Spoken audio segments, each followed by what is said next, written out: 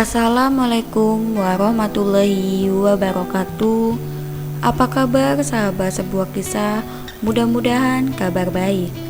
Pada kesempatan kali ini kami akan membagikan cerita berjudul Mau pinjam uang malah dikasih kaleng biskuit.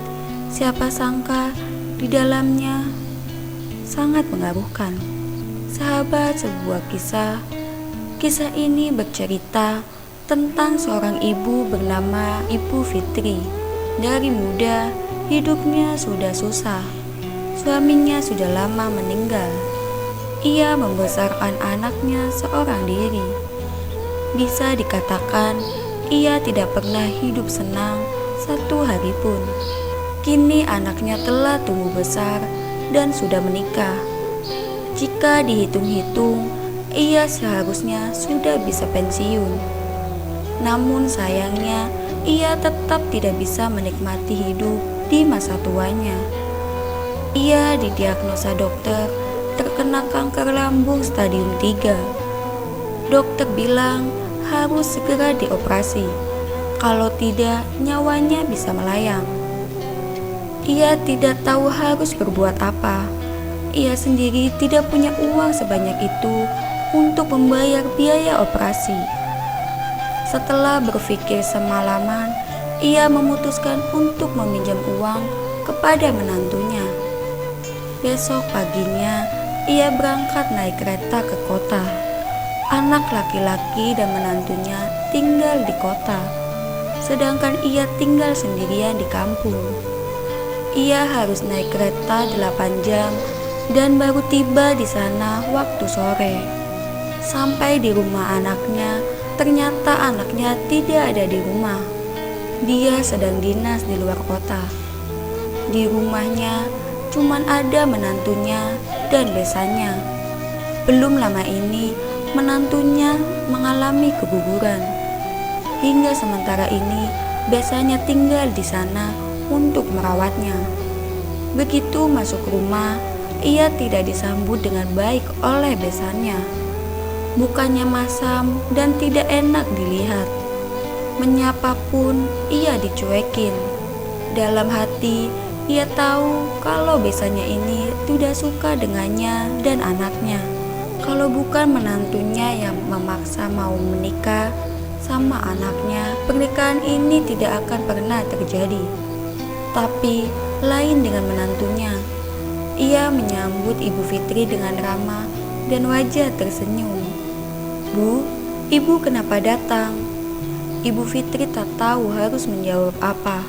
Setelah dipersilakan duduk dan minum air, Ibu Fitri ajak menantunya masuk ke dalam kamar untuk membicarakan maksud kedatangannya.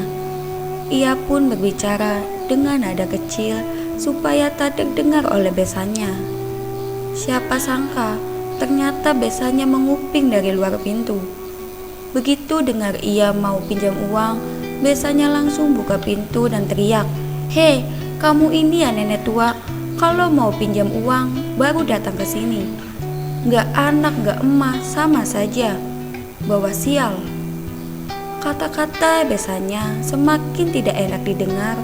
Ibu Fitri pun sadar kalau menantunya pasti tidak mungkin meminjamkan uangnya.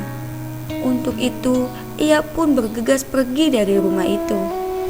Sebelum pergi, menantunya memanggilnya dan memberikannya sekaleng biskuit untuk dimakan di perjalanan.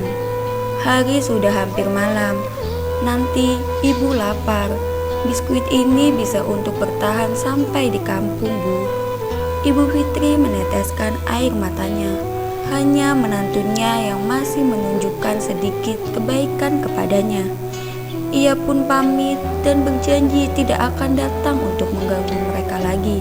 Betapa sedihnya Ibu Fitri pulang ke kampung dengan tangan kosong. Hanya sekaleng biskuit di tangan. Ia kepikiran terus sepanjang perjalanan sehingga biskuit itu tidak dimakan. Berbagai macam kesedihan dan keputusasaan memenuhi hatinya.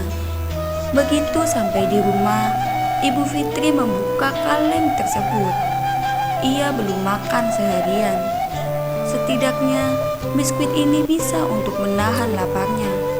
Tapi ternyata begitu dibuka, ada secari kertas di atas tumpukan biskuit yang berbunyi, "Bu, aku paham kesulitan ibu. Kalau bukan benar-benar ada perlu, ibu juga tidak bakal jauh-jauh datang ke rumah. Di dalam kartu ini ada 120 juta. PIN-nya 010203. Kalau tidak cukup, ibu telepon lagi. Nanti biar aku sama Putra cari cara lagi. Hari ini maaf banget gak sempat ajak ibu makan malam. Ibuku sifatnya memang begitu. Ibu jangan masukin ke hati ya. Nanti kapan operasi ibu kasih tahu kita. Aku sama Putra pasti datang lihat ibu." Habis baca surat dari menantunya, Ibu Fitri tak kuasa menahan air mata. Walaupun biasanya berlaku tidak baik kepadanya, tapi setidaknya ia mendapatkan menantu yang sangat baik. Demikian kisah hari ini. Nantikan kisah terbaru dari kami. Sampai jumpa. Wassalamualaikum warahmatullahi wabarakatuh.